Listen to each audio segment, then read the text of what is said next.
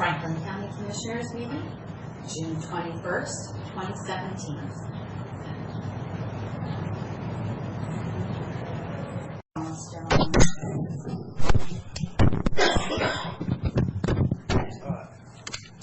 Yeah. Hey, you gotta love that. Good morning. It is 9 a.m. for our Wednesday, June 21 Commissioner Board meeting. We have a full complement of commissioners this morning, along with an audience. So with that, join me in the Pledge of Allegiance, please. Pledge allegiance to the flag of the United States of America and to the republic for which it stands, one nation under God, indivisible, with liberty and justice for all. First item on our agenda this morning is Juvenile Justice Center facility discussion with Commissioner Delvin. Thank you, Mr. Chair, and thank the other two commissioners too, and Keith for setting this and allowing me to come in, make a presentation, and have it maybe a discussion. You know, back in 2015, we engaged, if you look at the slide, we engaged a project team, both of us, to come up with some different options, and they did, and they presented that to us. And in the meantime, 2 years, the Benton County, we hired this last year hired a lobbyist to work with us in Olympia, but also I should go back one. This presentation was put together by Meg. We hired her. She's with the same Gordon Thomas Honeywell that we hired a lobbyist.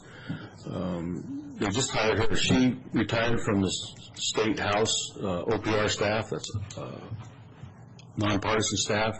She ran the Capital Budget Committee, so she's familiar with pots of money, and so we hired her as a consultant to put together a proposal and to find and do some research, just basic research on what's available out there.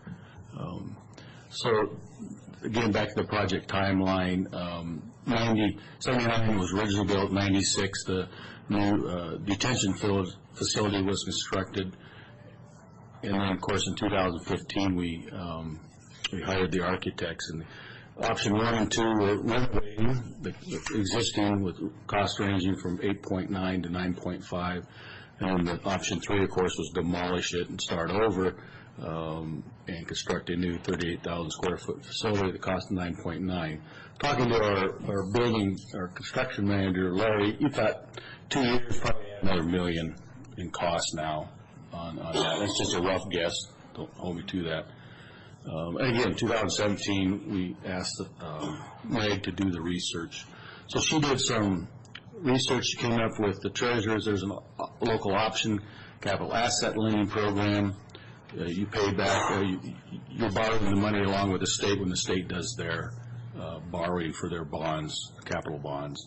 So you go into that pool, so you get a better rate. Then you have the local community project grants. That's the legislature usually fund those. Members put requests in, and then it's funded with the capital budget. There's some different block grants.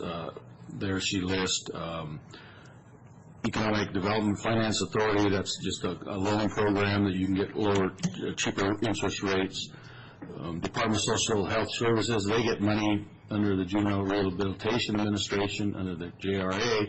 They're given money for projects, and then some of these other federal loan programs that she researched.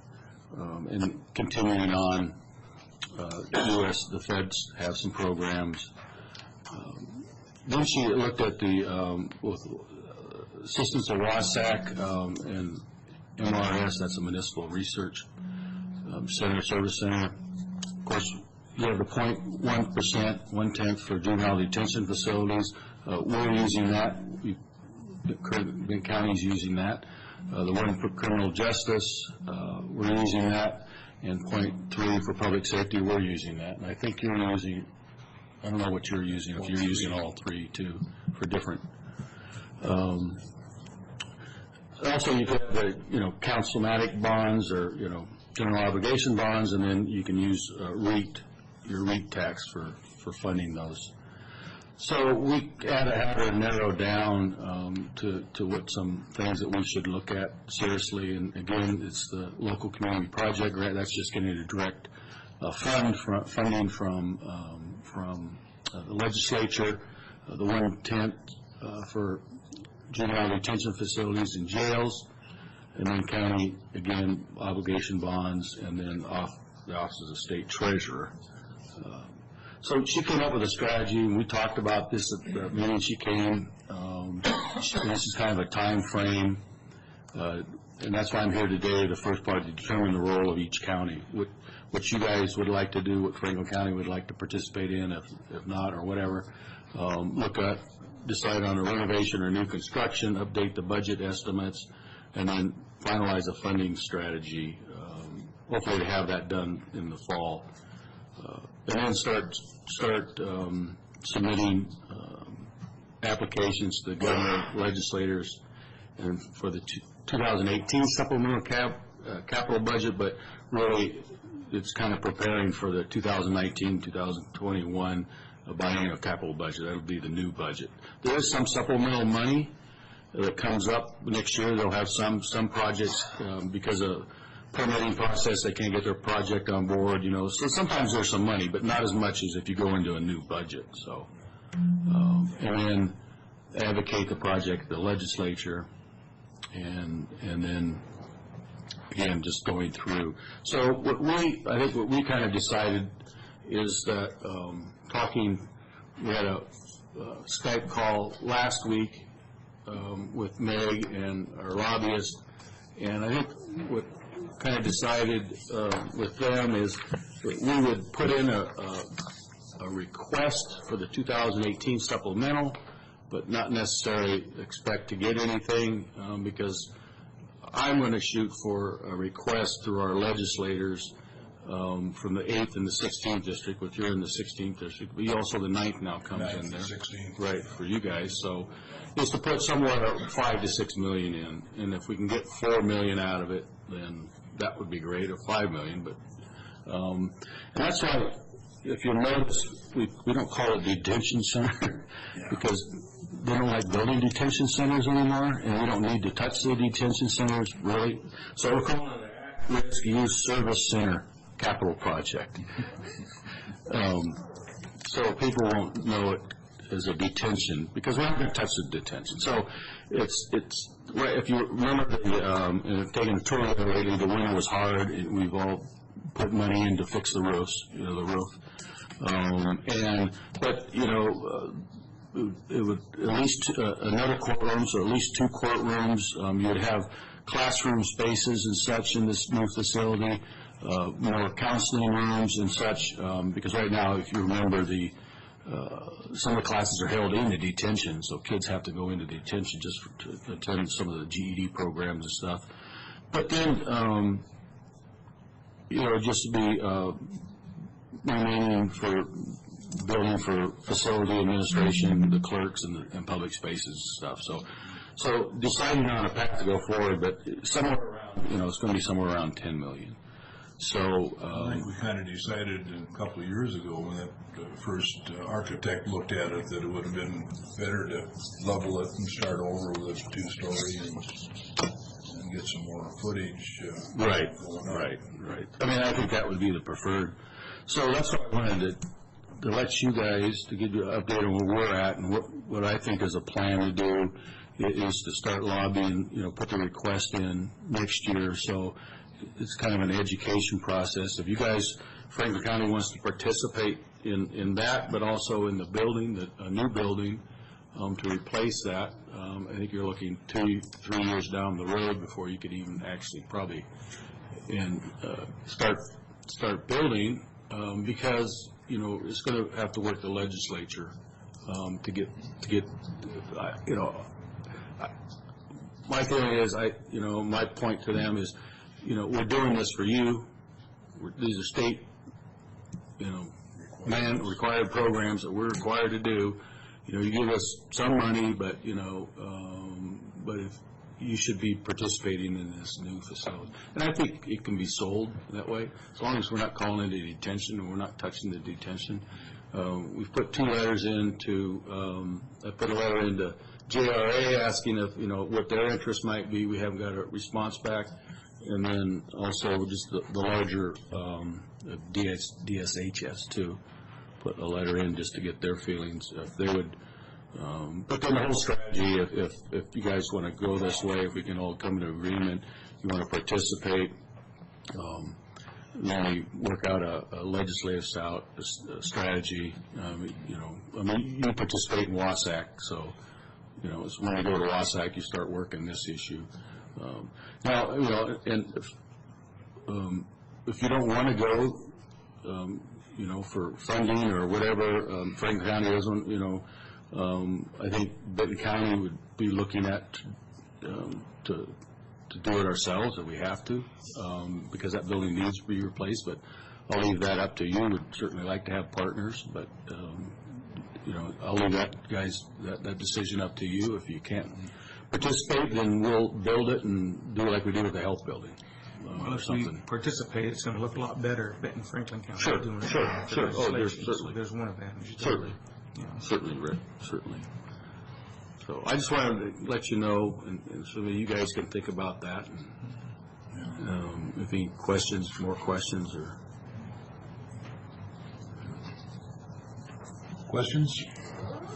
Ron? Just offhand, I don't recall what it was if we tore it down from the ground. What was that budget? You recall the one you mentioned where we that was 9.9. 9.9, so right on 10 million. Right there, yeah, there it is. So, Yeah, is that option 3? yeah, yes, it is. Okay. Yeah. Okay. So I recall us going through the different options and looking at the costs. There's one option that hasn't been discussed, and it's probably because it's not viable, but I think it bears mentioning at least. Anytime you tear down a building, you have costs both in, removing the building, but also then prepping the site. I think it might be worth our time to at least do some initial investigation of what we could do to just sell the facility and then put that money toward a new site that might be better situated. Could be any number of benefits. It is kind of a constrained location. It's on a bit of a slope. That's the one thing that in all of this I see that is sort of a big unknown. So I think we ought to look at that. I'm not saying it's the answer. I just think we ought to rule it out before we move ahead with any of the other 3. And as for the funding mechanisms, nobody likes new taxes, but this is in the core of county responsibilities. And there are things we currently fund that are lower on the list of priorities than this. So I think we have to step up, whether we do it as the way we do with the health department, or whether we buy into it and pay a fair share. I could probably support either way. But I do think there's opportunity here maybe to get a better location also. I don't disagree at all there, Commissioner Peck. Then I think you're going to get into, if you're going to get legislative money, then with that, you're going to have to build a new detention, and that's where, in the current scheme of things over there in Olympia, they don't like that word. So yeah, well, it could still be an at-risk services center that incorporates the essential and required statutory functions, right? Right. Yeah. It's about what, I don't know if it's about 2.5 acres there where its current footprint is now. Yeah. Well, I'm not saying that that's the answer. I'm just saying if the consultants haven't evaluated that, we ought to at least get an initial rough take from them to see. Well, I know the cost, I recall the cost included, their cost estimates at the time included temporary offices, temporary, demolish and everything. That was all included in that. Yeah. But looking at, So if you continue to operate out of your existing facility while you build a new one in a new location, you avoid all those costs. So. That's true. And that's one thing that kind of bothered me about option 3 was when we said we don't want to touch detention center or anything. When we wipe this out and tear it down, we're gonna have to build a detention center also? No. So you're not gonna call it that, even if we do what Brad just suggested, we go over, we don't call it a detention center, what's the difference? What's the difference from tearing it down and not including detention center to buying new ground and not including detention center? Well, it's just, and is when I've talked to senators, about funding, that, they say, well, the state doesn't want to fund detention. They aren't going to build you a jail or me a jail, or, that's, They did that once. right. So, it's just the push in JRA is to push people out of detention and not, So it's just the It's name, it's it's just the name, it's a, detention. right. So if we tear it down, we're just not gonna have detention center, we're having that risk versus if we have new property. So call it a secure residential facility. I don't care what you Sure, call it. it, right?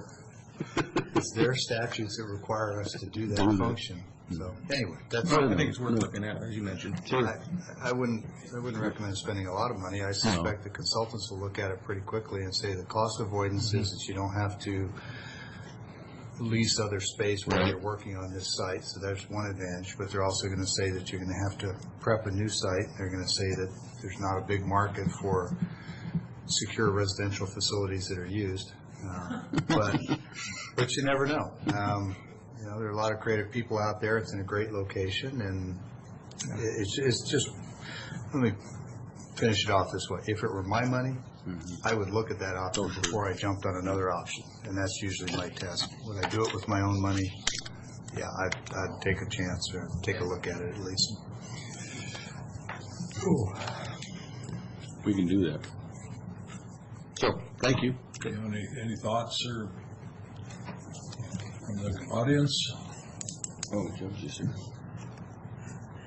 Okay. Thanks, Jerome. for Thank you, guys. bringing that over. We'll Thank you. Carry on. Appreciate it.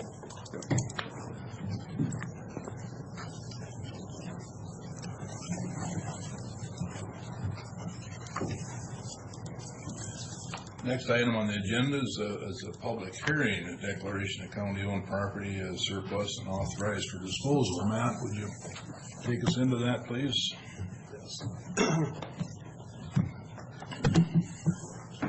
Thank you, Mr. Chairman, and it's good to see Commissioner Miller back. Okay. And how are you sorry. today, Mr. Peck? I'll just notify we're 10 minutes early for the public hearing. Public hearing is scheduled at 9:30. So, Mr. Chairman, we got some bills that need to be paid. That'll take about 10 minutes. Unless there's objection, I'm going to move that we Take up some space here. approve. Okay. Get on the right page here. So these are payroll vouchers from County Road and Motor Vehicles, and move for their approval as presented in the total amount of $143,305.75. It's been through the auditor's process, been signed by 2 representatives from that office. Anybody want to look at them? All right. In second. Yep, second motion. All in favor? Aye. Aye.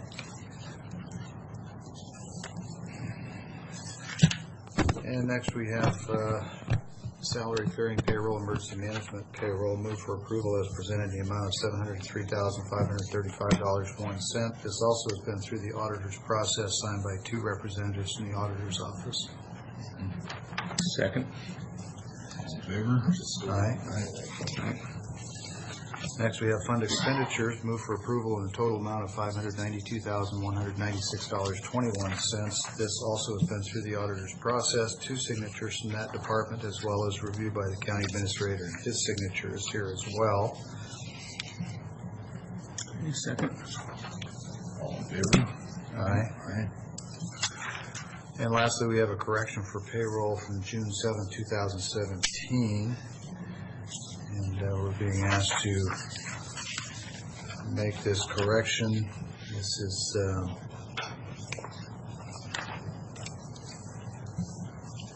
If I made it correct, Commissioner, there was essentially a typo in the first draft that came across for signature last week.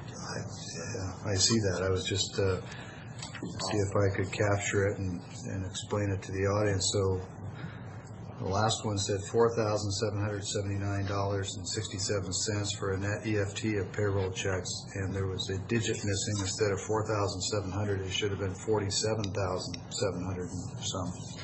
So that's the difference. So the incorrect payroll roster will just be replaced, I presume, once we approve this one. Okay, so with that, move for approval of the corrected county roads and motor vehicle payroll. This one's in the amount of $100,438.20, and this is replacing one dated June 7th in the amount of $57,426.20.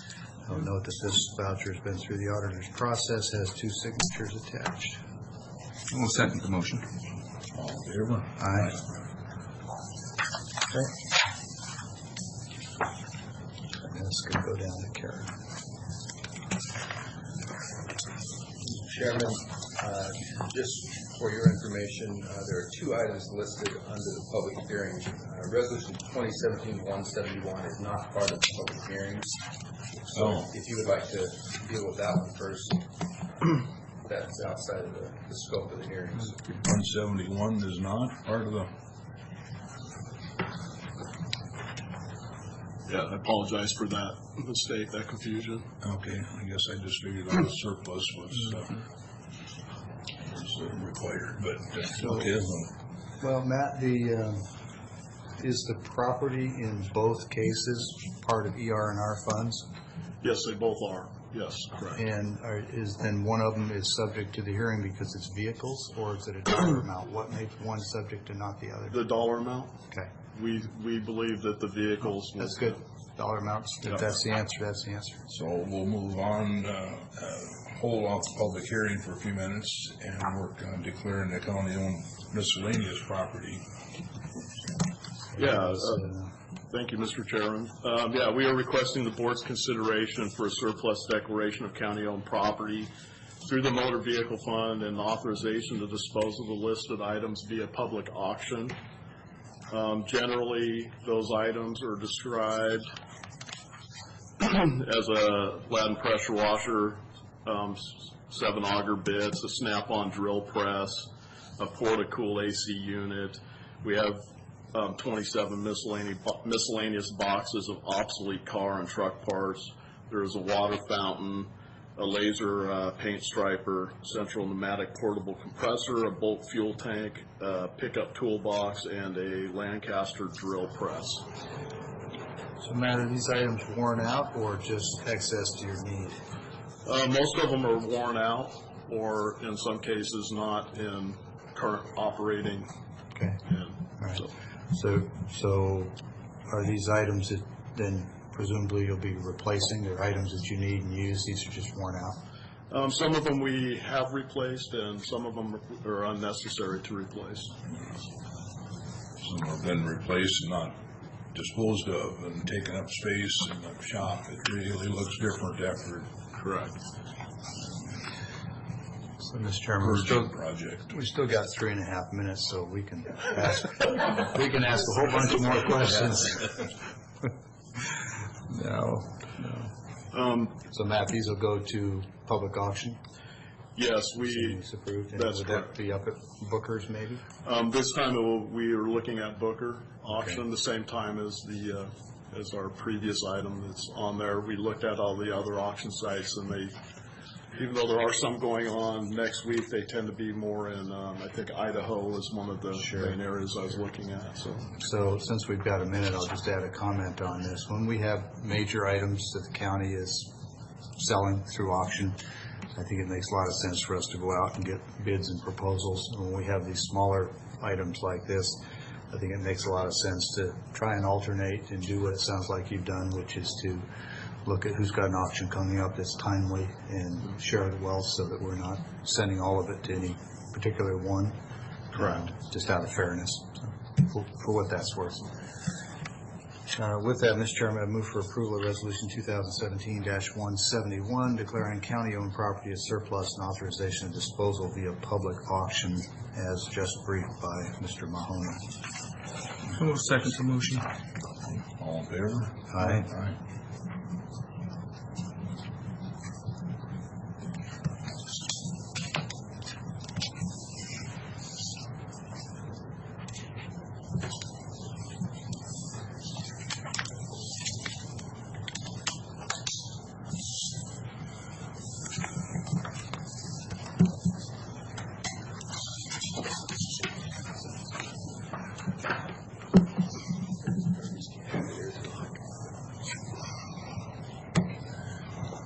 A couple of minutes yet. How is chip sealing going?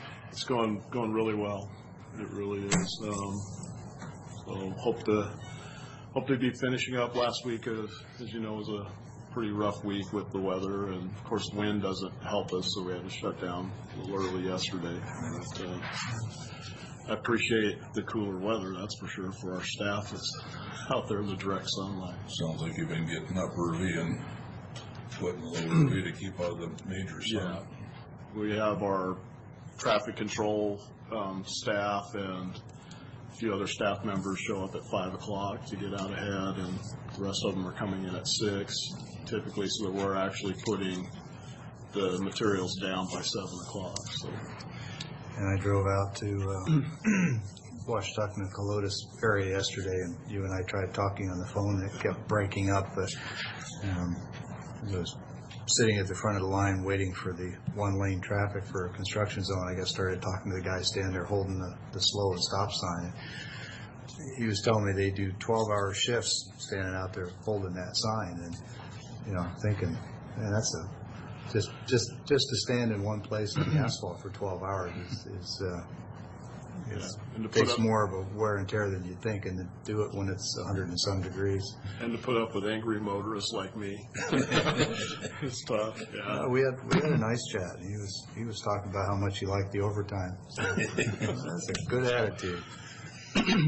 All right, Matt, we can carry on with our vehicle surplus. All right. Today's public hearing is being held in accordance with RCW 36.34 and is an opportunity for the board to receive public testimony and admit any evidence offered for or against the propriety and advisability of the proposed action. At this time, just generally, we are proposing the surplus of a 2007 Ford Escape, a 1995 Clark forklift, a 1995 Radar trailer, a 1996 Trailblazer belly dump, as well as we are coming here representing facilities, and that includes their 1999 Chevy 3500 van. Just for clarification, Matt, you're proposing to surplus a vehicle that facilities uses, but you're not really representing them, you're representing ER&R. Is that technically correct? No, that vehicle is owned by the facilities, by the general fund itself. Okay, is it also subject to public hearing for surplus? Correct. Okay, Yes. all right, thanks. Appreciate the education. Okay. With that, it is a public hearing, and I would open the audience for any comments for and against this surplus of vehicles. Anything for or against? Third and final. Seeing none, commissioners, have any questions or no? Entertain a motion. So Matt, these vehicles are being surplus now for mileage or no longer need them? For their mileage now, the actual operation costs are exceeding their current value. Okay, but there's nothing on this list where you've got a vehicle that you don't need, so you'll ostensibly be replacing all these at some point? Correct. Okay.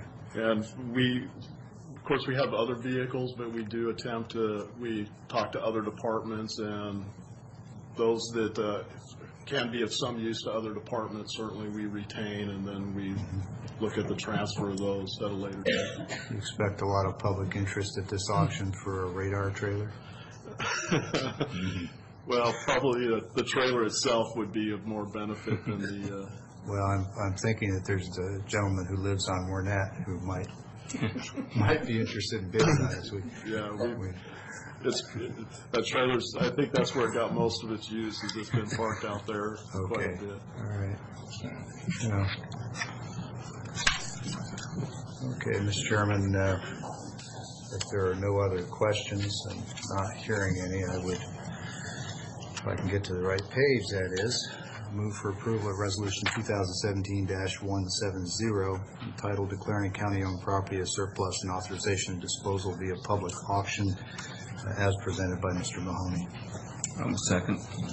All in favor? Aye. Aye. Okay. Bob, here's the titles. You can sign or release county ownership.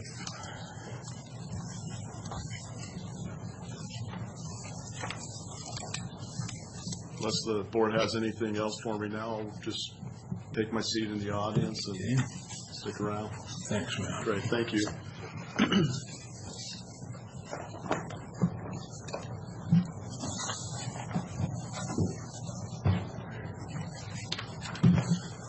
Okay, Lauren, please, we're into subdivision 2017-01, subdividing 8.14 acres.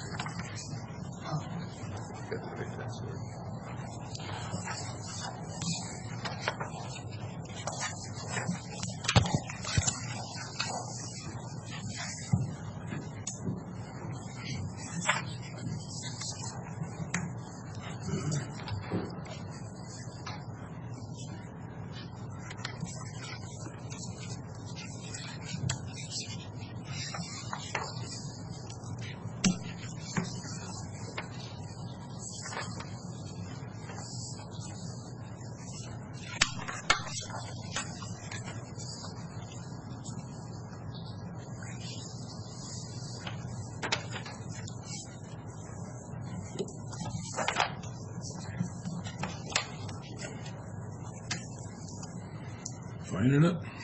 Yeah, trying to get the program open here.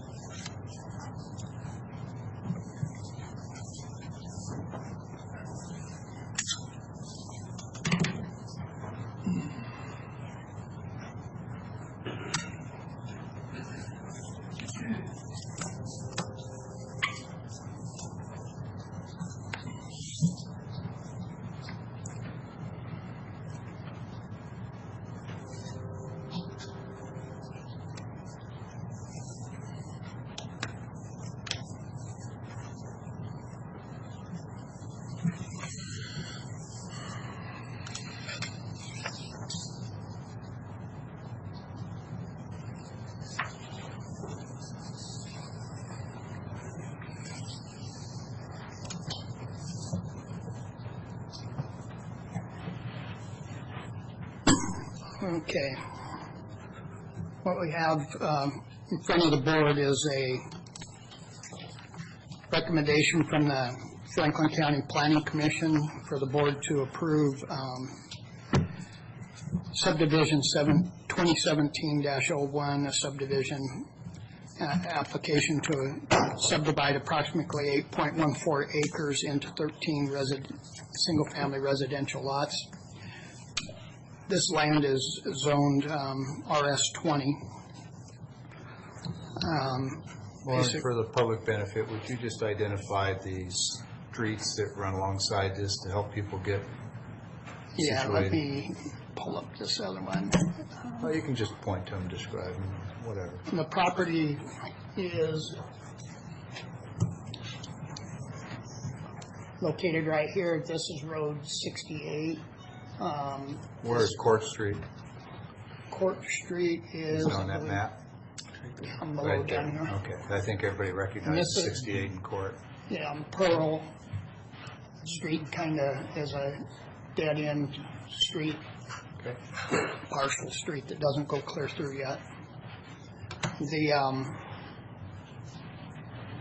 As proposed, the applicant is proposing to develop this property, installing, per the county standards, a half-street construction to build Pearl Street into the lot along the north boundary, and providing a fire department turnaround as part of that construction, and then we'll build it up. The streets don't quite line up due to a past boundary line revision that was performed in the area, but county code allows a half-street construction standard to be applied when there's a likelihood that a dedication on the adjacent side will provide a viable means for the streets to kind of connect. And in this case, we believe there's possible opportunity to connect those streets so that the half-street standard is applicable and valid for this plat. They're also proposing Lamb Court, which will come in and supply the access to the remaining part of the property. All the lots meet the current standards for lot frontages on the cul-de-sac and individual lots. The plat is being proposed to prohibit access to Road 68, and so all access will be on the new streets to be installed. In general, the Planning Commission recommendation is to approve based on 6 findings of facts and 6 conditions of approval. Public testimony included some concerns about Road 68 impacts. A bulk of the concerns were the adjacent neighbor to the north who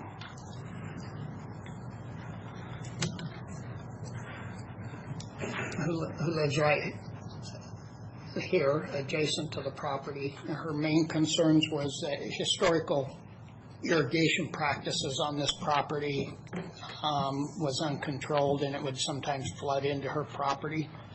And so of course, county can't necessarily control private irrigation practices, but the plat itself is being proposed by the engineers who've done a good job to try design it to maintain all stormwater on site from the roads and added impervious surfaces that'll be implemented as part of this project.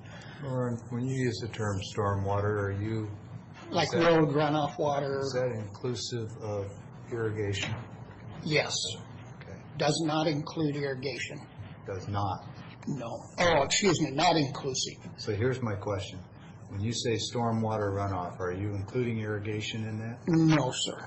All right, so because the historical issue has been with irrigation, not with stormwater, has there been anything done that we think will mitigate the irrigation impact, whether we're required to or not? It was discussed in general, but there was no specific requirement imposed to require it, other than, the wasting of the water by the water provider for irrigation. So based on your years of experience in planning, is it reasonable that the efforts to control stormwater runoff might also help with the irrigation problem? It should, Okay. yes. Thank you. I think also the irrigation is going to be completely different with the homeowners than it was with the orchard. Sure. I know. Yeah. So other than that, there was not significant comments related to that. This project had a note on it that included the width of the pavement issue, which we tabled to today to get resolved, and we've to clarify it. That's been clarified, and we worked through it with Public Works, and that one condition has been amended to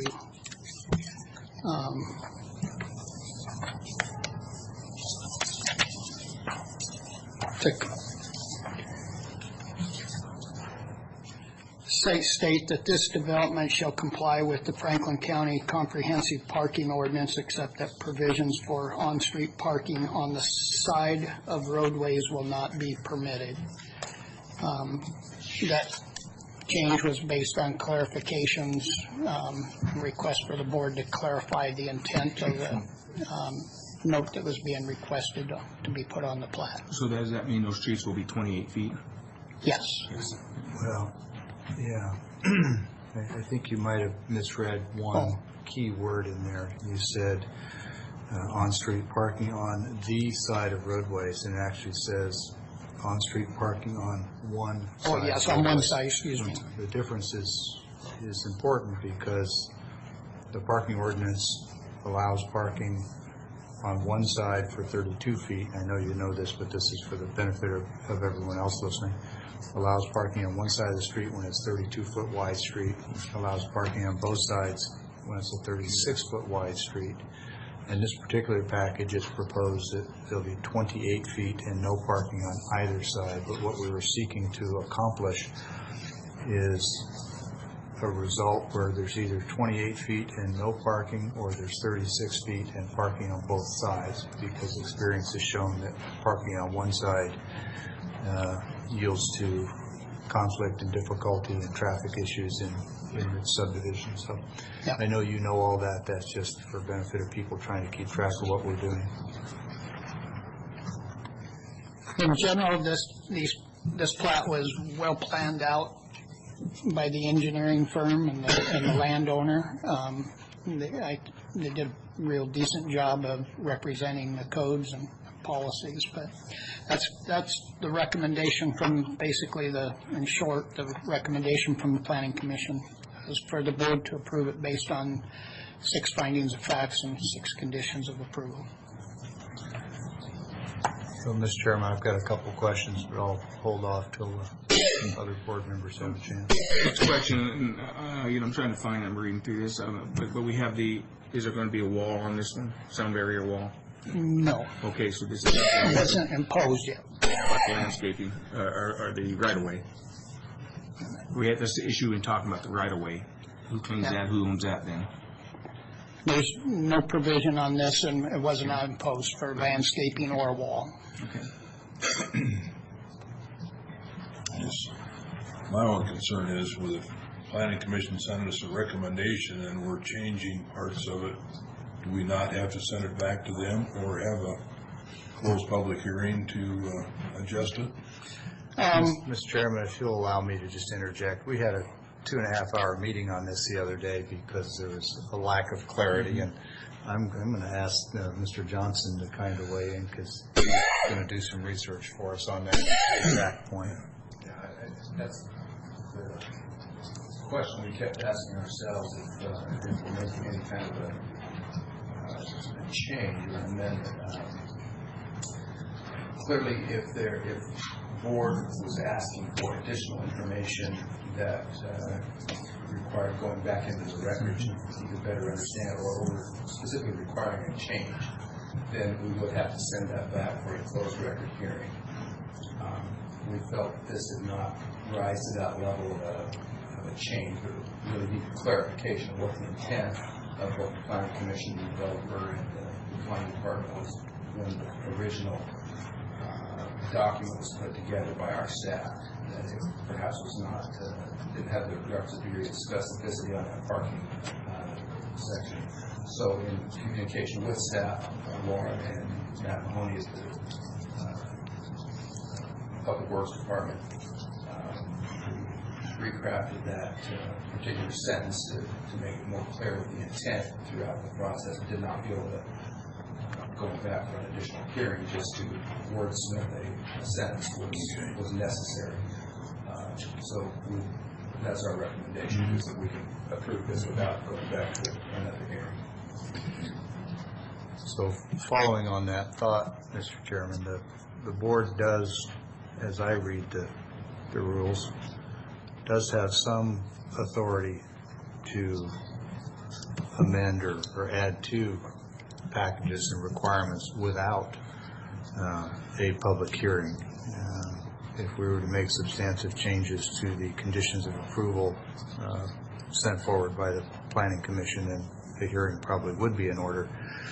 But to give a couple of specific examples, we've had some discussion recently about what are commonly referred to as estate walls along a public roadway, and why do they exist, and more importantly, are we being consistent in our application or in requiring or not requiring estate walls on subdivisions. In my review of past plats suggests that sometimes we've required them and sometimes we haven't, and the purposes by which you can require them vary as well. If there are potential impacts to public health and safety, that is a legitimate basis for requiring a state wall or sound wall, if you want to call it. And then with respect to the easement area into a right-of-way where the owner of the land, the lot owner, actually owns land into that right-of-way, the county simply has the right-of-way to someday expand its road onto that land. But in the interim, who's responsible for maintaining that rather healthy crop of noxious weeds that sometimes pops up? Is it the lot owner or is it the county? And my research suggests that that's determined by these packages and what we do as a board. And historically, there's not been a whole lot of clarity on that particular point. There are specific developments that we have today, some of them fairly recent, where the county is having to maintain some, and in other cases it's the landowner. The concern I have about this package is I don't think it speaks to that question of who is responsible for maintaining the land that belongs to that lot but is part of a county right-of-way that is not currently being used by the county. And so I further understand that this board could make that an additional condition of approval, that the language be added that maintenance of all areas in a lot, whether they're part of a right-of-way or not, shall be maintained by the property owner. And if anyone knows that to be incorrect, that we can't do it that way, now's a good time to speak up and educate me. Lauren? There is a provision in the code that allows the reserves specific right to the Board of County Commissioners to impose that screening or safety type concerns for the public. So you do have that discretion, and that's a discretion that's listed specifically to the county commissioners and not the planning commission. And so... Now, you mentioned screening, and I've been talking about property management. Maintenance of them. So when you're talking about screening, are you going back to the issue of estate walls? Yeah. Okay, so let's talk about land first. We'll come back to estate walls in a minute. As I understand it, the board has the authority to add a condition of approval that says that all areas of the property are the responsibility of the property owner, unless they're developed by the county, or the right-of-way owner is probably more accurate. Am I correct that that's a condition that the board can add, and that doesn't violate any of the process or rules? It's, if we're adding it in the concern and we're linking it to public health and safety, I believe the board can add that. Okay, all right. Well, it might be a different question if you're asking the developer to install a safe fence or screen type. Yeah, That's a different question. Yeah, that's a whole different question. I'm strictly talking about Maintenance of the, a lot has a legal described boundary. right. And some of that lot will be overlaid by a county right-of-way. So the county can in the future widen the road if need be. Until such time, who is responsible for maintaining? We have a code requirement in the code that requires within 6 months of building permit approval, a landowner to landscape 50% of his lot front, which would give us the ability to impose that 50% of landscaping, yard, whatever it's going to be, to include the front of his property as near as the road as practical, of his lot. Okay, but in this case, we're talking about the two lots. But that's in the code. We can do that through policy, too. Okay, but in this case, we're talking about two lots that their boundary with Road 68 is not the front of the lot. That's correct. It's the side of the lot. So with all due respect, the comment is irrelevant to the question. The question is, can we lawfully, under the code, require the property owner to maintain 100% of their property so as to minimize threats to public health and safety? Yes, we could require landowners to maintain their property. We have other provisions and codes in place to do that. Okay.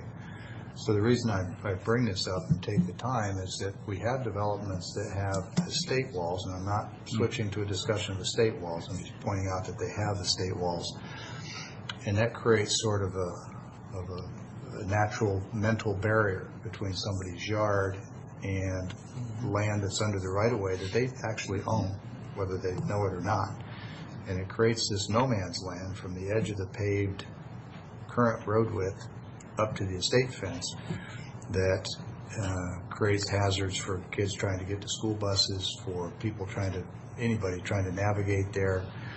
There's rocks and weeds and sometimes noxious weeds, and there doesn't appear to be a clear understanding of whose responsibility it is to maintain that. And I think it's because we don't articulate that in these documents that end up on the plat. And so that's why I'm trying to drill down on this issue and say, isn't it about time that we make it clear in these documents just whose responsibility that is? And I think what I've ascertained so far is that the board has the authority, one, to do that, two, can do it without sending it back to the Planning Commission, three, can do it by adding a condition of approval, and can do it on this package here today, and that while there might be some burden in this case, it is to the benefit of the community, because if someone does have say noxious weeds, for example, growing there, then they infect other people's yards. And if we don't specify this, then the county, at the expense of every other county citizen and taxpayer, ends up paying to maintain a strip of property that somebody else, a private individual owns. So that's the framework I'm coming from, and I think it's probably a good point for me to just be quiet and see what the rest of the board thinks. But I'm inclined to think that we ought to have a condition of approval that says that that's the responsibility of that lot owner until such time as it's developed.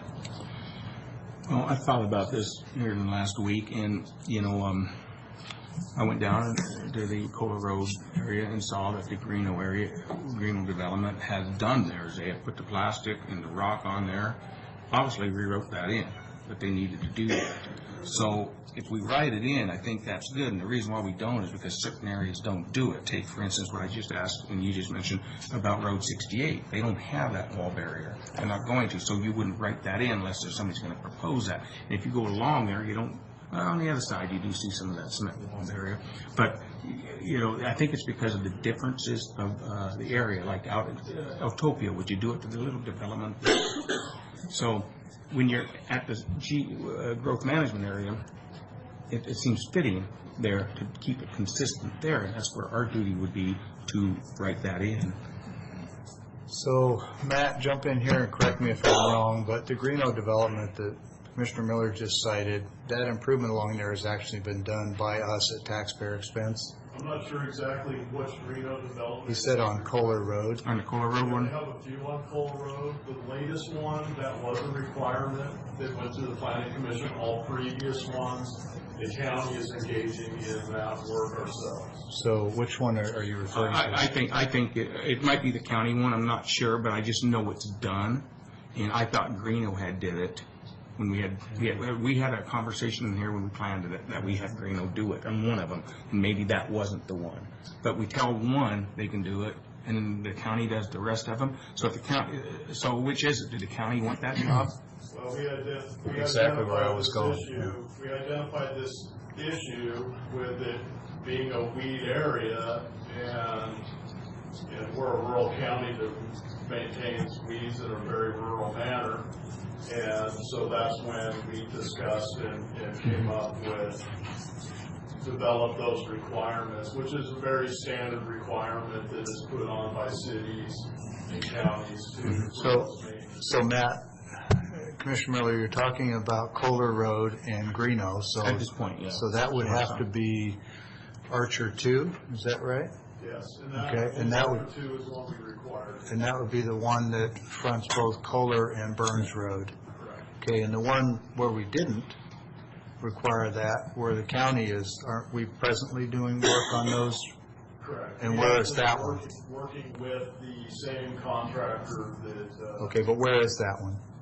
That would be Archer 1, and then the developments that are also off of Dent and Bird. Okay, so Archer 1 would be the one on Kohler, north of Archer 2, and 2, of course, is the one that is on Kohler and Burns. All right, so what we've got is an inconsistent application of a requirement, and in those cases, we've got estate walls, which makes this tendency for lot owners to think it's not their responsibility, and therefore making it more important to call it out in plats, especially important when there's an estate wall, and when there's not an estate wall, probably still important to call it out.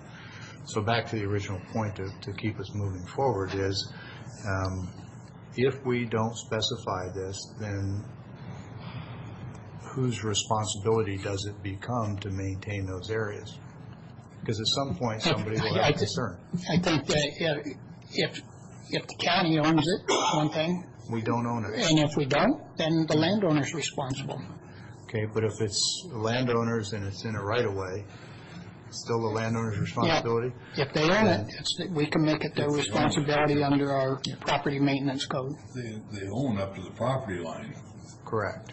And So if this 2 along 68 here, for instance, on this plot, decide to put up a fence, 6-foot-high fence along there, they can't see that area between the fence and the road. It's not theirs. Outside our money. Well, no, excuse me, Commissioner, it is theirs, and they are required to maintain it, and that's what we need to spell out. Why is it theirs if their property line doesn't go past the Because- property line here? Right, because their property line, the county right-of-way overlays their property, and therefore their property line is actually out in the right-of-way, and they can't put a fence out in the right-of-way. So the fence is going to be clear of the right-of-way, but their land is going to extend outside the fence They under own the it. right-of-way. They own it. They own it, and so all I'm arguing for is that we need to articulate whose responsibility it is to maintain that ground, because once that fence goes up, it's out of sight, out of mind, but they still own it. And that's the rub, is that we approve these, the fence goes up, and that area doesn't get addressed, and the question is always, well, whose responsibility is that? And I'm saying there ought to be a condition of approval that goes in the plat that says, It reminds them that it's their responsibility. Or, right, and it does, correct, that's a very good point. It doesn't make it their responsibility, it just reminds them that it is their responsibility. but it seems to me we have no teeth in these things, just as we have in Warnett Road and things like this. You have people that you neglect, and then you're going to have different, here's going to be Red Rock, here may be something else, here might be cactus. I like the consistency of the developer doing it and having consistent, just like Greenhouse did. It looks good, it's going to be clean. Yeah. In the long run, the property owner is probably paying for it, 'cause it's going to be an addition to their cost, I would assume. You're referring to more the state fence or something? Yes. Yeah. Yes, when that happens, I think that, and I think that should be written in, and if not, if they put it, because 68 doesn't do it. Those areas in town, not so much. They do, but I don't know if that's as necessary. But out there, where they're putting the state fence all over, I think it should be consistent, and I think it should look clean. It's just, to me, property owners don't do the job correctly without really getting into it, and even then, you'll have not a lot of teeth into that to get this done. So the difficulty in that analysis is that having the developer do it, I don't know any developers that want to be responsible for the long-term care and maintenance of that. Putting it in originally, if you want to put that on the developer as a condition, then I think you're going to have to do some more homework as to whether or not we have that authority. Right, just continuing, you're correct. And that would go back, I think, to the planning commission, to simply put a note on a plat reminding people that the condition of approval is that property owners maintain that frontage on this public roadway for the public health and benefit, and for the additional benefit to the public that all the other taxpayers are not paying to maintain that strip of land that really belongs to your lot. They Whether you have a maintain fence or their not. ownership. Whether you got a fence or not, and just because you can't see it from your house doesn't mean that you don't still have a responsibility to maintain it. That's all I'm trying to say. A good example is Burton Road. You see those fences, they're busted, different colors on both sides. That's the properties owners, they should, that's their expense, they should fix it, and they don't. Yeah. Now, can this be the same out there? Are we the same problem? Sure. Yeah. Homeowners can put up whatever fence they want, Yeah. but we're not talking about fences. We're talking about the land and who maintains The that state land. puts in a state fence, though, the state fence is there. And then from then on, the county, or the developer, somebody, they should at least set it up that way, and then from then, it's easy to take care of. Yeah. That's what I'm saying. Whether there's a fence or not, it needs to be clear whose responsibility. And- Right.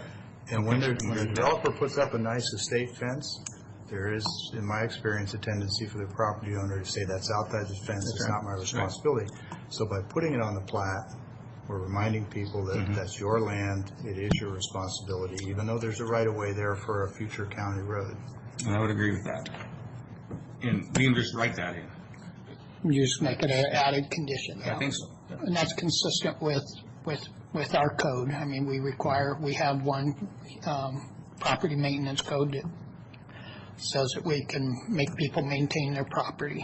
Right, and so it is critical for these land use decisions that, one, they comply with the Growth Management Act, this appears to, and two, it's equally critical that it is consistent with our own county ordinances and published policies.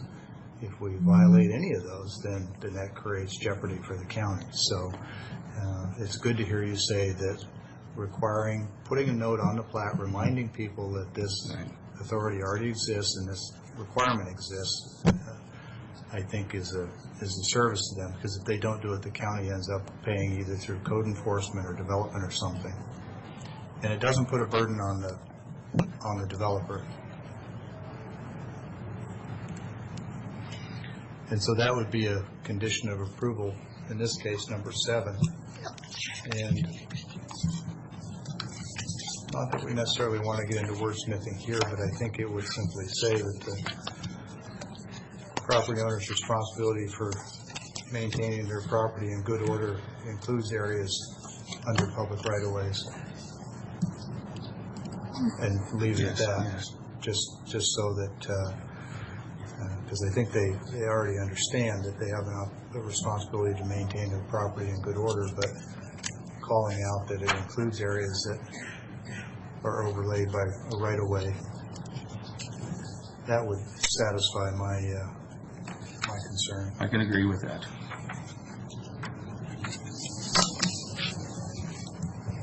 Sounds like a motion. So moved. Well, I'm not going to second, because I thought that it might be more efficient if, when we make a motion to approve this, we just state that it's including, I mean, you're right, it's a motion, but I'd like to do them both. Yeah, if you could. Yeah, should make a motion for this. Okay. Mr. Chairman, if there's no other discussion, I'm prepared to make that motion. Okay, yeah. No, I'm happy to wait. No, I have a different issue, so let's clear this one up. Is it on this package? No, on this package, yes.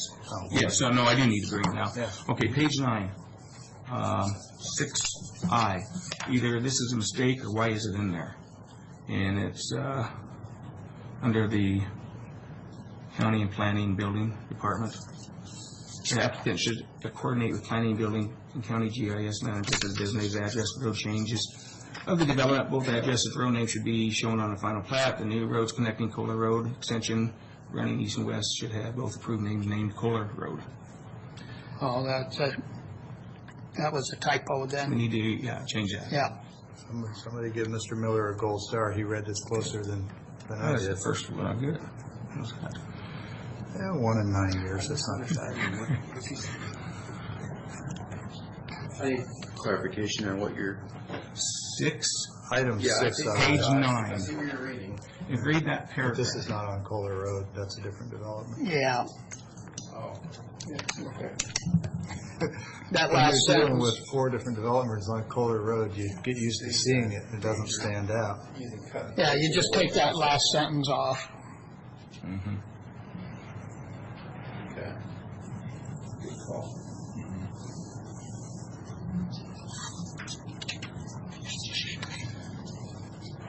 Karen, are you able to print that page for us?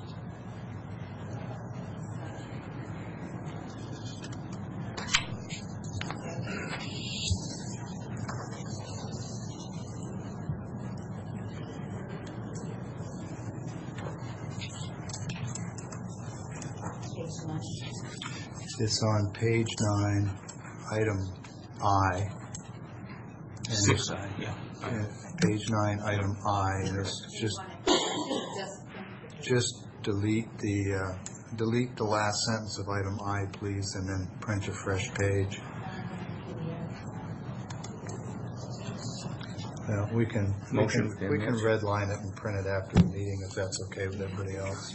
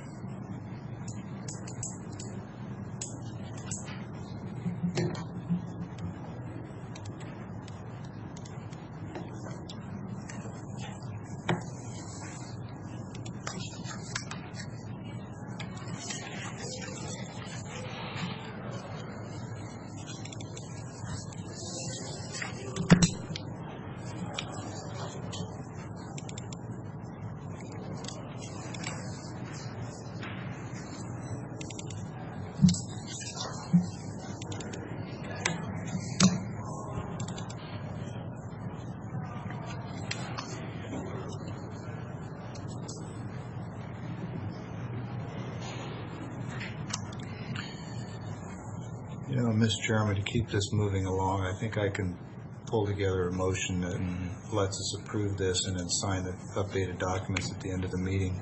I agree. Is that the way you'd like to go? Yeah, we can go ahead and sign them actually and slip Right. page 9 into it. It's available. So then, we're clear by consensus that page 9, item I, the last sentence, will be stricken. New roads connecting to the Kohler Road extension running west, east, south shall both have approved names, will not be named Kohler Road. So that's the line that's going to come out. So we don't need to include that in the motion. We'll just get that fixed administratively. And with that, Mr. Chairman, move for approval. This is preliminary approval of SUB 2017-01, subject to the 6 findings of fact and 7 conditions of approval. And I'll go ahead and note as part of the motion that the paperwork provided has 6 conditions of approval. The board is administratively adding a 7th, which is there shall be a note on the plat clearly articulating lot owner responsibility for maintaining said property, including areas that underlie public right-of-ways. In this case, specifically those right-of-ways bordering Road 68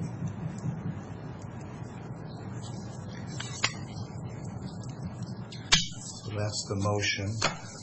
Okay, I second that motion. All in favor? Aye. I'd note administratively that we'll also need to change the page 10, the language for the proposed motion, to reflect 7 conditions of approval, which is what we just approved. And on the first page. And any other areas where administratively references 6, simply change them to 7. I think we're good.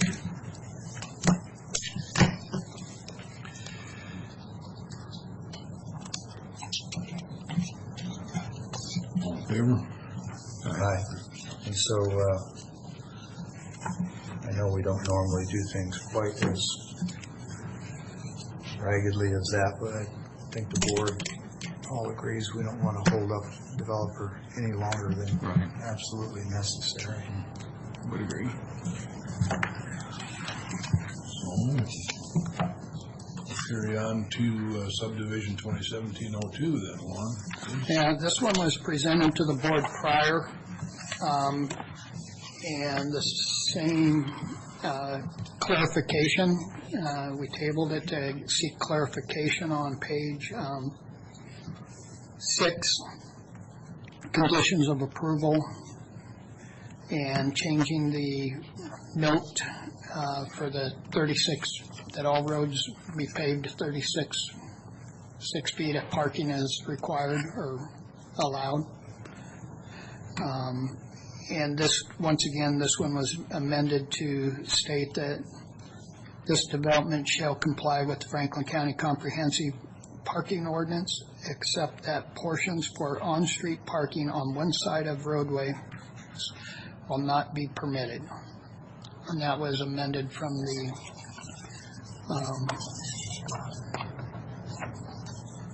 condition that the prior note that on-street parking not be allowed in all streets are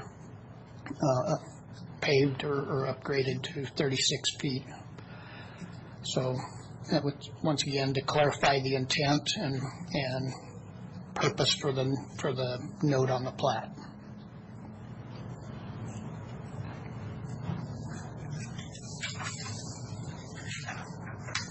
And that is, you're talking about, you said page 5? Oh, No? Page 6. Okay, Page 6. Page 6, I'm reading further down. Yeah. B6, condition of approval 1B, bullet number 1.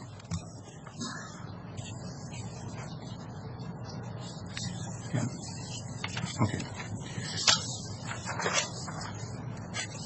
I just noticed down here about the Jalen Way, and it's 26 feet with 2 foot. So is there parking on that one? I don't think there is, right? On the H.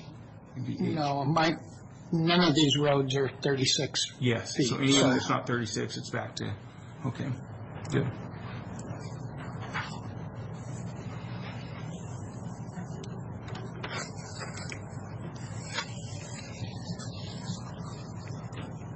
So, Lauren, is it clear to you on item 1B, first bullet, parking, where it says, except that provisions for on-street parking on one side of roadways will not be permitted? Is that clear to you that that means that it's either neither side or both sides? Should just be on-street parking will not be permitted. Well, it could be if someone wanted to, at some point, make a 36-foot wide road, the ordinance would allow parking on both sides. It's just, I thought when I originally suggested language, it said on only one side of roadways, but if everybody else gets the same meaning, then I won't worry about it. Because it sort of begs the question, which side of the road is it that parking's not allowed on? But that's okay, it's administrative, Yeah. it's in the record, and we can pen and ink if need be. So Lauren, what is the status of this package with respect to maintenance of property that That was overlaid? not included on this one. either. When we went, Same as the when we last went through it before, yeah, same issue would apply to this one. If they own it, we did not put a requirement or a reminder that the landowners have an obligation to maintain the land that they own. So I didn't write down those exact words from the last time, so I might have to make a motion that says, like I said before. Chris took enough notes, I think we can piece Well, it together. it's in the recording, we can get it if need be, but,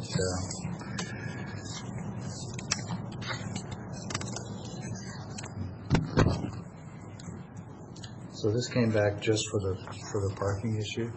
Yeah. Okay. Yeah, that was, after we reviewed it with the board and went over it, that was, board asked for clarification on that note to be put on the plat related to parking. We did not close your discussion or anything, we just tabled it at that point. Yeah, okay.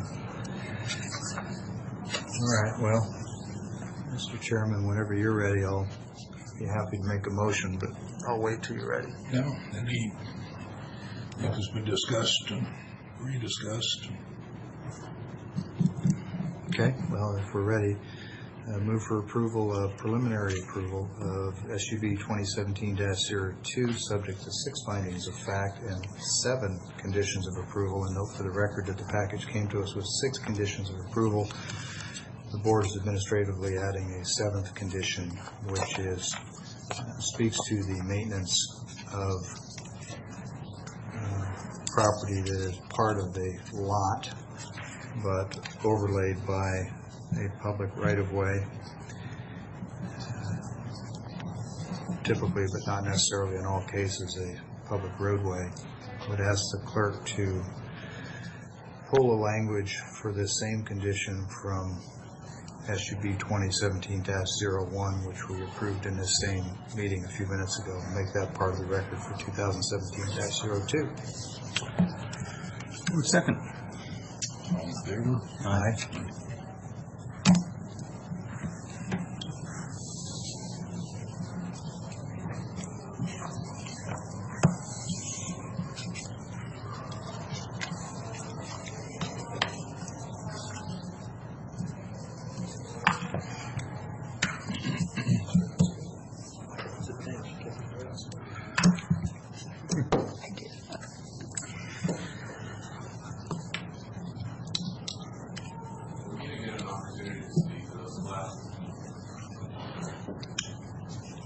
Yes, you could.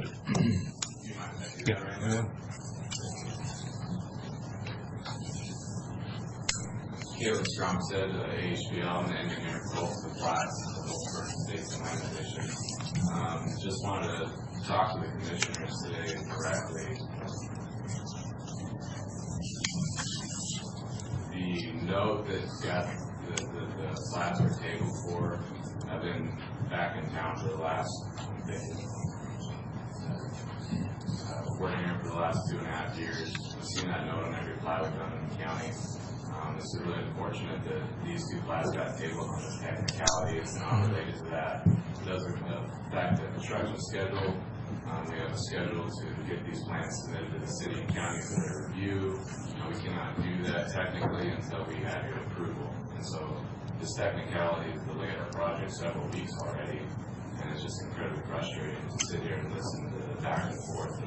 It's an internal thing. So just moving forward, I still don't understand why the plat wasn't approved. I mean, thank you for approving it today. Just kind of, on behalf of both the owners, I don't want to air our grievances unless you know that there is an effect to the decision you made. And as such, I also wanted to clarify a few things. Excuse me. Yes. I'm very interested in hearing your other points, but on this first point, Yes. you said we delayed it several weeks. It was tabled for how long? 2 weeks. 2 weeks. Bones was 2 weeks and Kohler was last week to this week. Okay, so Or not Kohler, Lamb. one of them was 1 week and one of them was 2 weeks. So by several weeks, you meant 2 weeks? Correct. Okay, okay. And what were the other points? Well, typically the planning commission, this one before the planning commission began, we got their approval. And then I'm not sure, I mean, typically once the plats get planning commission approval, it's within that same month that we get it's in front of your desk. We get your approval and we move forward. So Yeah, no, I just understood your comments to say that this board, for its noting this issue, held you up several weeks, and I just wanted to get clarity for the record as to what the actual delays were. in regards to the estate walls, those are always required when it's double frontage. So if the backyard's backing up to the main street, county doesn't allow double frontage, so that's when the estate wall is required. If it's a side yard road, like in Lamb Addition, and Burns Estates, there is no estate wall required because there is no double frontage. You're allowed to have a side yard. But you are aware that there are other provisions that allow an estate wall to be required, right? It's not just the double frontage preventing access to another roadway. So I'm not aware of the specific, what every county has. I'm just saying what has been typical practice of the county. Right. In regards to development. Right. Yeah, so let me just offer a note, so this is a productive dialogue. Sorry, this is Oh, okay. and I just want to make sure Yeah, that please, come on up. it's heard. So part of what we're trying to do is improve processes, and personally, I think developers can be a huge part of that by giving us feedback, which is what you're doing on their behalf, so I appreciate the fact that you're doing it. And a lot of the dialogue I hear speaks to how we've always done things. I've been told recently that the only reason we did estate walls is because of, like you said, a double front lot where the street on both sides, and you want to preclude access to, both sides, if you follow me. And in fact, there's a better, simpler mechanism, which is you just put on the plat that you're not going to provide approach permits or access to that other road. And by doing that, you avoid the necessity for an estate wall, which saves the developer a lot of money. And so the historical practice of, well, anytime it's double fronted, we have an estate wall. Well, I think that's injurious to the developer, and we probably should stop doing it just for that reason and just simply say we're not going to give an approach permit to that second street. But then there are times when public health and safety, traffic noise, et cetera, would make an estate wall a good idea. And that's a different authority, and this board can do that.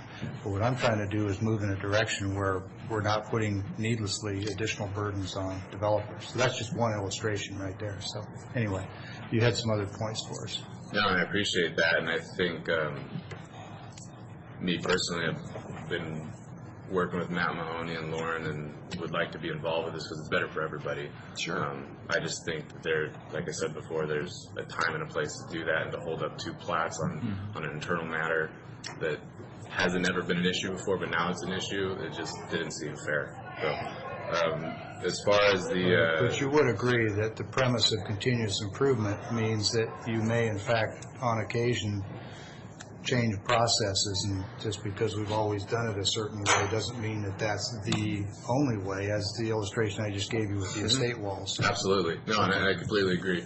Okay, good. The next one in regards to just straighten up right-of-way and property line, there is no overlay of right-of-way and property. They abut one another, and so there's county right-of-way and there's property. There is no overlay. Really? Yeah. And so there is, I don't know in the code as far as, requirements to maintain frontage, but I just wanted to clarify that the county does own it, but. I think that's why the board was careful to say property they own.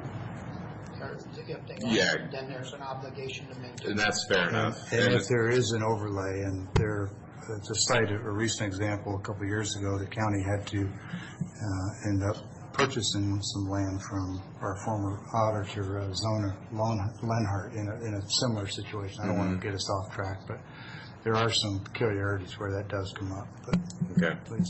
And then I just wanted to say I'm available to handle this stuff. Also, I don't know the actual formal procedures for this, but just moving forward, we do a lot of development in the county, and we've always worked well with the planning and the public works. So just want to avoid this happening again, another technicality. So thanks for your time. Appreciate it. Thank you for the clarifications. Yep.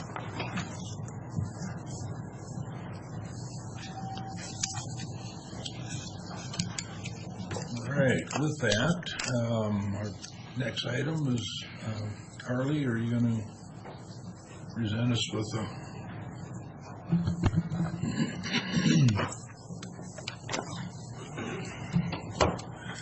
approval to hire a deputy prosecuting attorney?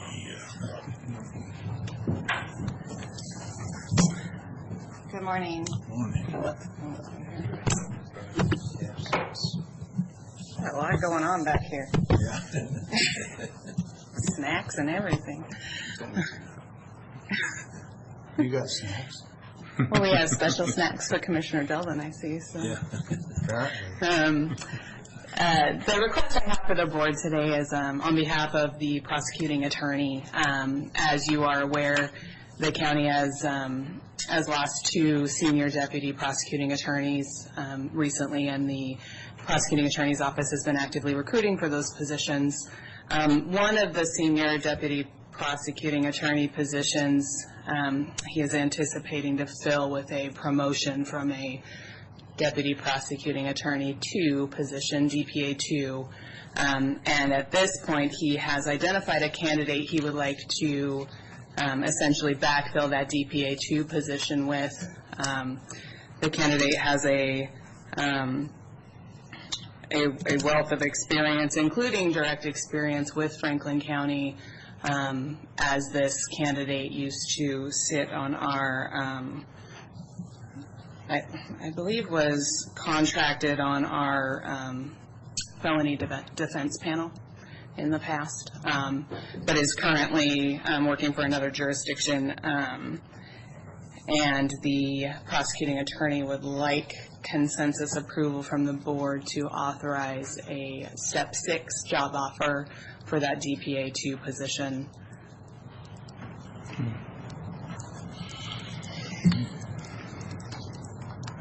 So did you say this person is a past Franklin County PA office employee? Not employee, a contractor with our Office of Public Defense. So experience with the county organization, but not as a county employee.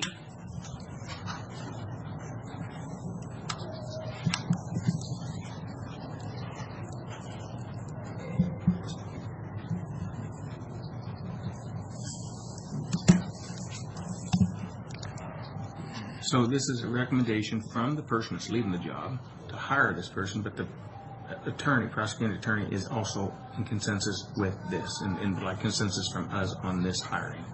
Did I hear that right? Well, the request is from the prosecuting attorney Yes. And then to hire this person at a step 6. the recommendation came from the EPA that's leaving and said this wouldn't be...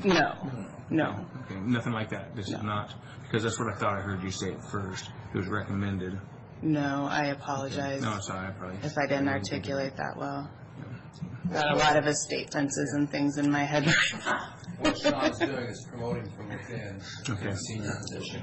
Okay. Which would leave a vacancy at the DPA Yeah, 2 position. yeah. He wants to hire an outside candidate who has prior experience with the county Right. through the office. He wants to, that's the key Yes. thing, okay. Yes. So he's asking for permission to bring that new person in at a step higher than would be routine, and Okay. just getting approval. Just make sure I understand it right. Based on that individual's qualification and experience. What is the position is a grade 20, Correct. and so, I don't want to use the word routine, but the practice is that a person would come in at a step 1 unless someone could show cause why it should be a higher step. Is that the standard route that we take? The policy is that they would be hired at the step 1. Okay. So we're asking for an exception to policy to bring them in at step 6 instead of step 1. Correct. Is what they normally would do, which is not an uncommon practice, and it's based on needs and market and demand and all those kinds of considerations, right? Correct. Okay.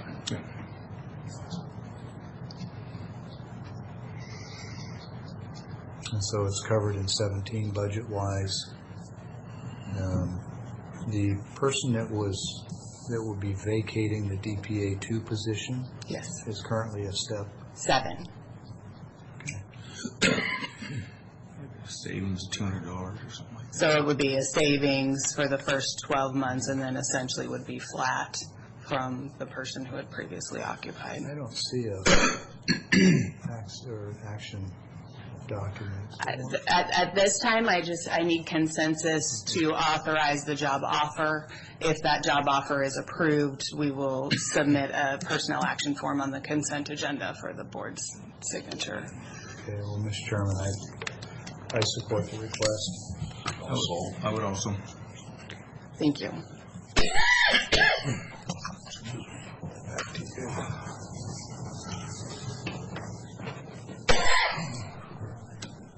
This time of the agenda is for public comment. Do we have any comments from the audience?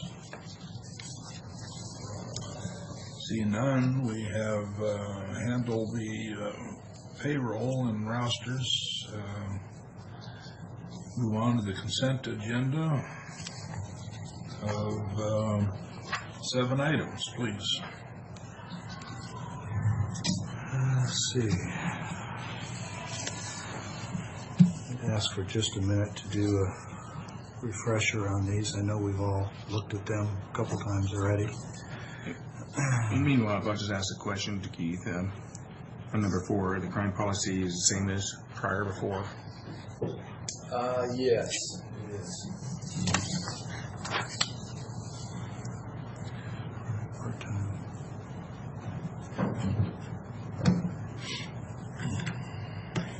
So Keith, would you, I'll follow commercial crime.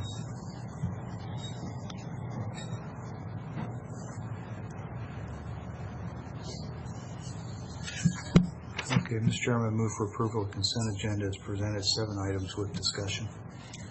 One second. Okay, so just an administrative question, Keith, on item 5. It says personal services contract. I'm sure that's probably right. But when we go out with contracts, some will bid, some we don't. The ones we don't have to bid are professional service contracts. Like we go hire an attorney, they don't necessarily have to be bid for professional services. Is this a professional services contract or personal services, and was it sent out for bid? It was, If it went out for bid, the rest of it's sort of irrelevant, so we can.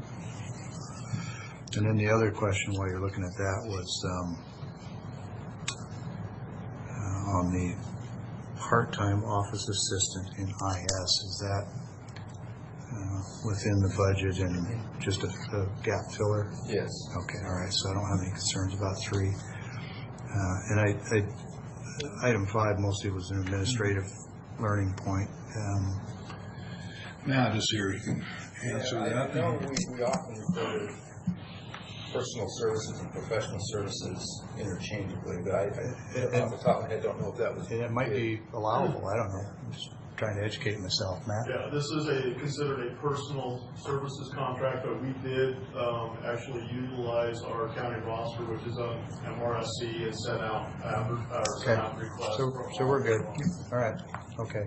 And you do make a distinction between personal services and professional services? Correct. Okay.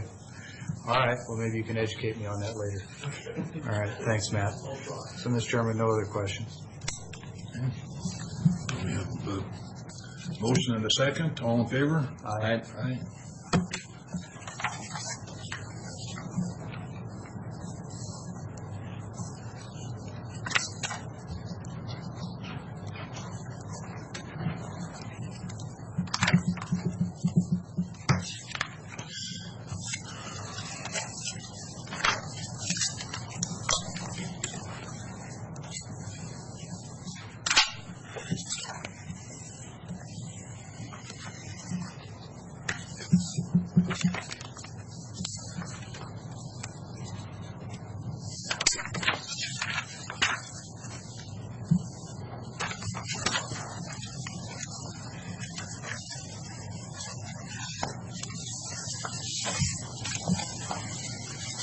Looking at KMB. Thought you might be. I couldn't figure out that one either.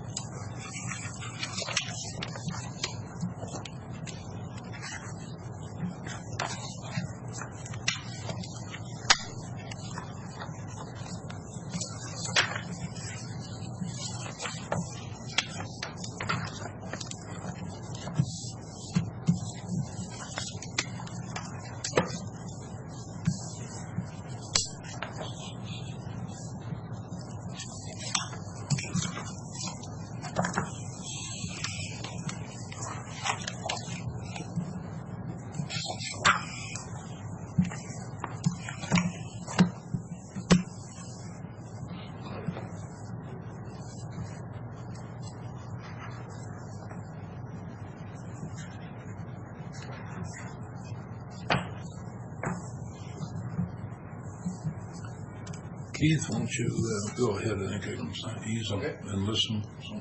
Thank you, Mr. Chairman. Yeah, I have presented to you for your consideration and approval a contract with organization KMB Architects. This is related to the repairs and fixes that we need to make in the old part of the jail. As part of our settlement with the jail litigation. We've known for some time that there's some remediation, significant remediation that needs to take place in that old facility so that it can be usable and can allow us to be in compliance with the settlement agreement. We know it's going to be costly, and so with that Mahoney's help, we put together an RFQ to go out to professional firms that have expertise in this line of work to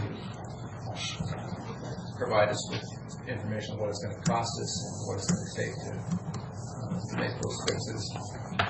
There were two firms that responded to the RFQ, both very qualified, scores were very close, but the scoring team led us to the conclusion that KMB Architects was the preferred organization to lead this effort on our behalf. So we developed the personal services contract in consultation with the prosecuting attorney's office. They have approved it as a form. The contract will allow us to get started on kind of two key phases. The first phase being what are our needs and what's it going to cost us to fix those problems in the jail. And then phase two, actually doing the construction and remodeling that's necessary to be in compliance with the settlement agreement. I would just remind the board that under the terms of the settlement agreement, we are expected to have these things taken care of by the end of 2018. Knowing that construction often takes time, and sometimes there are delays. You know that time is of the essence, and the longer we delay, the more difficult and challenging it becomes to solve those problems. And so it's important that we have this discussion and start moving forward and getting a solution. The biggest question that I don't necessarily have the answer for today is there are two good questions. One, how much is this going to cost? What's the reason we need this contract? And then, how do we pay for it? We're going to have to look at some different options of perhaps borrowing, whether that's borrowing from ourselves, or rainy day fund, or if it's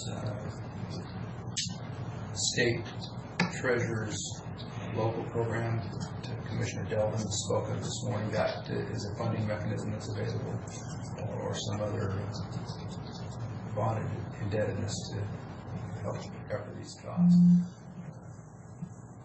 Preliminarily, we're looking at a cost of at least a couple of $1 million. I expect it's probably going to be higher than that, but until we have the professionals come in and scope this, that's just a rough order of magnitude of what we're looking at.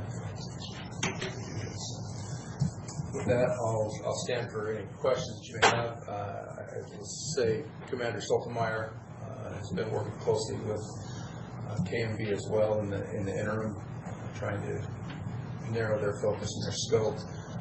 He probably knows more about the technical requirements than I do, and I'm sure he'd be willing to answer questions that you may have as well. Please.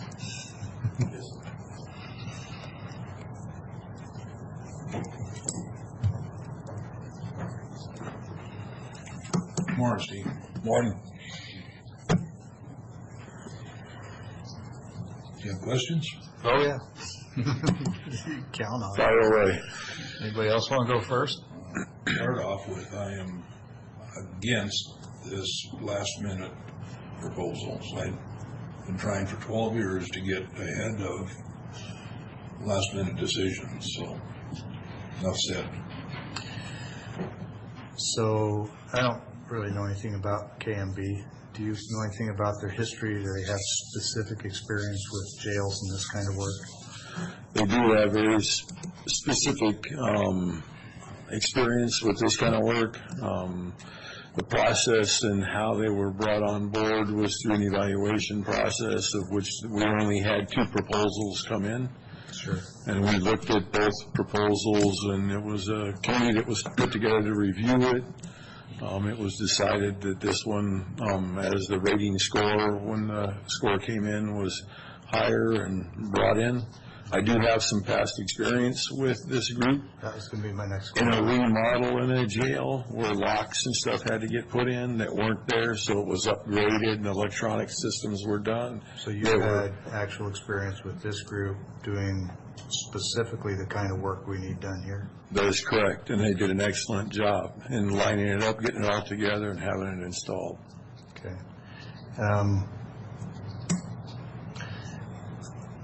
One of the, I think, lessons learned out of the new jail construction was that the architects relied heavily on a recently constructed jail somewhere else in the region that appeared to be at least satisfactory to most everybody concerned. And then after our facility was built, the feedback we got from the people operating it who inherited it, people who didn't really have a direct hand in designing it, said this could have been done and made more effective and efficient and so forth.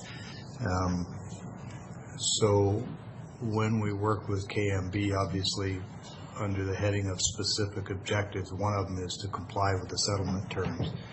What other specific outcomes or objectives are you looking for as the guy who is nominally going to be working there and owning and running the facility? A lot of it has to do with the safety and security. I mean, that's our job, is safety and security. The facility has some serious safety issues with its current design, and we're talking even the new construction, the locks that were put into place. So KMB in this contract is exclusive to the remodel of the old jail, or is there some new jail work too? It's just the old jail, right?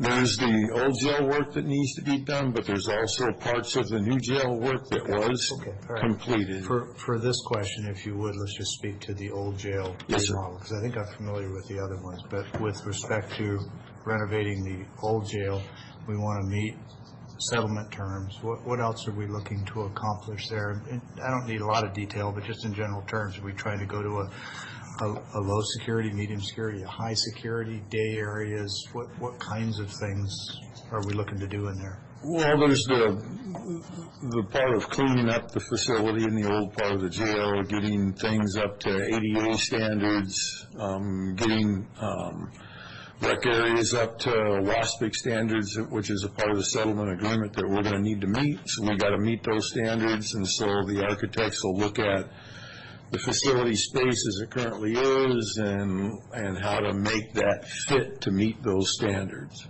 Is the intent to make it a general population facility like the new jail, or will it be different in some way? It will be a lot different in the aspect of more open bay setting, more not so lockdown, so more minimum movement. Those offenders that want to stay out of trouble, having an availability to move around in a space, which is a part of the settlement agreement, allowing for easy access for staffing to be able to shift out, because that's going to be your population that is in and out more often, and brings them closer to booking, which saves on a lot of staff time and resources of getting them booked in, getting them released.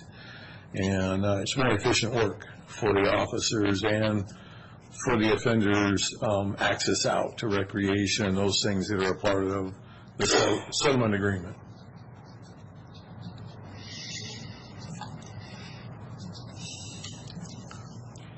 What's also a big part of what they're going to look at is the things that we just don't see.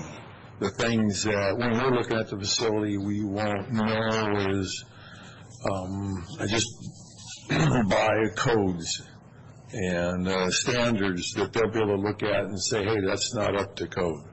That's part of what this first phase is about, to see what work needs to be done that we don't know about. Meeting ADA standards, for example. We're not going to know all the codes That takes experts to be in there to look at that, to see the codes, and if they're meeting or not meeting those requirements. The capacity of that renovated old section, do you have a ballpark idea what that's going to be? Where it's at right now, we're housing about an average of 190. I mean, that would bring us up to 320 with that new facility completely done and cleaned up and able to work. The old facility completely remodeled, okay. Correct. Take us up to about 320? 320. And you're also looking at, I mean, right now there's no tables that were in there when I got there. I was able to get some free tables from Department of Corrections to put some in, but we sure need a lot more tables to allow offenders to be able to sit down versus on the staircases and on the floor. Yeah, and really what I'm trying to do, and thank you because you're helping me do it, which is just get a sense for the board and for the public and for the people listening of you know, what kinds of things do we need to do and how is this going to be different than the jail that we just built, and what does that do to our capacity? Because I think in the time I've been here, going on 9 years now, I think we've tipped just a little over 200 a few times, but that's about it. So this would give us significant capacity to the future. Well, it's room for growth. It's also room for classification. There was not a classification in place when I got here. And I think I know what you mean, but go ahead for everybody's benefit. You're talking about segregating offenders by categories? By their offenses, by their actions. Their residency? How long is it? Their residency, gang affiliations, I mean, all those things that keep offenders from fighting or keeping them so that they work together, keeping them so the recidivism rate goes down. All that stuff has to do with classification, programs, those things that we can continue to grow and add in as we're moving forward. Safety. Yes. Steve, and having, you know, you say you're averaging 200, for instance, now, opening up to 3+. Is there opportunities for rentals? That's where I was going. We're doing that already. I mean, we've increased rental space and income. I mean, I know I've presented this to you before, but probably the people in here didn't see that. In 2013, in rentals for Department of Corrections, we made roughly about 13,000. 2014 was about 15,000. In 2015, we went up to about 240,000, and it's growing from there. So that was over $200,000 worth of revenue that didn't have to come from the taxpayers of the county. That's correct. Frankly. It helped offset for the cost of the jail itself. Right. Okay. Well, I think that it's just really important. We have somebody good that watches over what's going on out there to make sure everything's on time and done right. And Yes, sir. And who is doing that? Well, that's going to be myself, and that'll also be the architects that are going to be working with us through this process. I'm very familiar with them. We're really fortunate that this group, the locksmith specialist, actually lives in Burbank. So it works better for him to be able to get in here and really look at what we have in place without a whole bunch of additional costs. The other groups out of Spokane, you know, they'd be asking for lodging and stuff like that costs, and it just saves us on that as well. You got room over there for lodging, don't you? Yeah, they want to stay there. And get fed.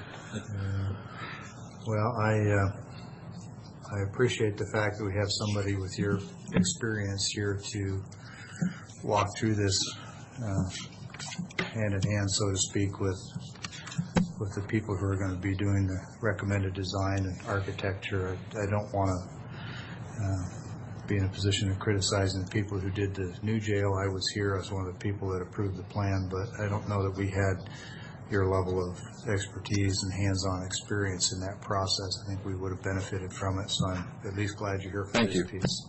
Yes, sir. I agree. Mr. Chairman, I have no other questions. Do you have any paperwork to carry on with, or is it? I do.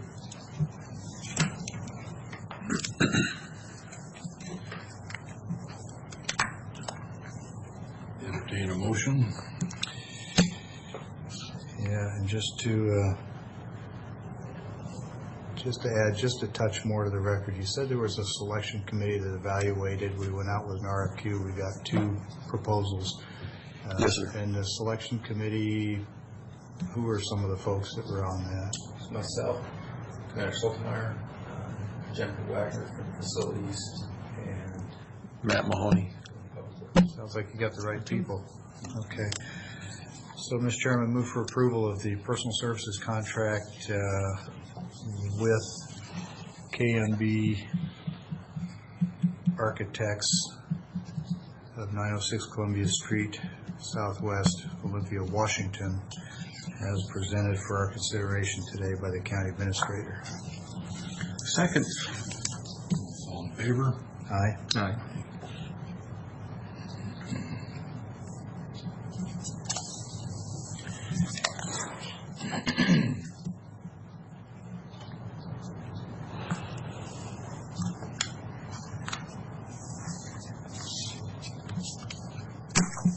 Thank you very much. I appreciate it. Thank you. Thanks, Steve. Thank you.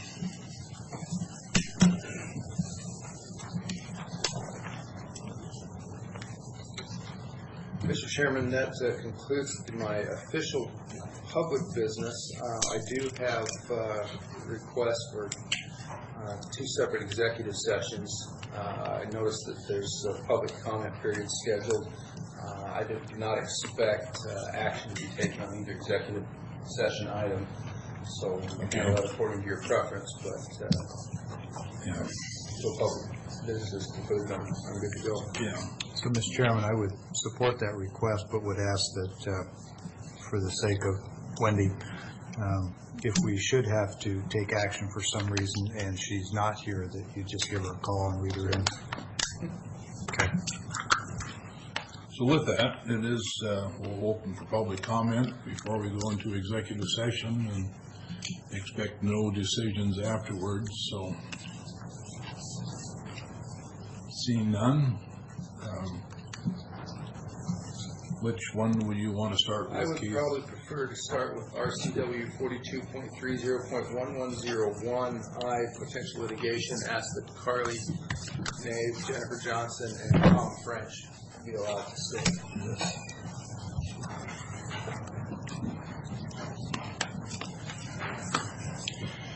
Another coffee, please. Come on up, Tom.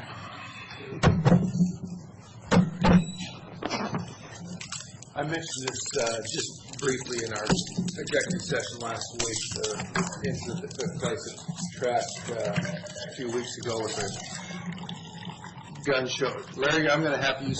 Yeah, we're ran out of time on this executive session, but we need to extend it for another 15 on the same RCW.